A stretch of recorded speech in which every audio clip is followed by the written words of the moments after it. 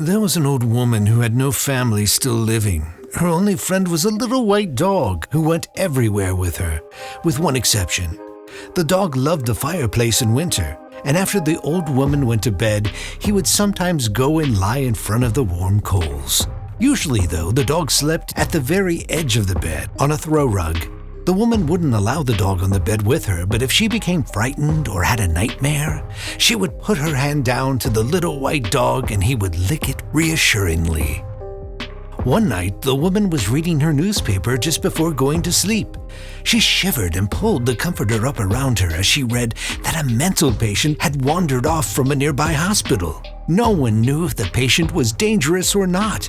He was a suspect in the murders of several women who had lived alone. The woman turned out the lights and tried to sleep, but she was frightened and tossed and turned fitfully. Finally, she reached down to where the little white dog slept. Sure enough, a warm, wet tongue began to lick her hand. The woman felt reassured and safe and left her hand dangling off the bed as she turned and settled in comfortably. She opened her eyes for a moment and looked through the open door into the living room. And there in front of the fireplace sat her little white dog, gazing at the coals and wagging his tail. Down beside the bed, something was still licking her hand.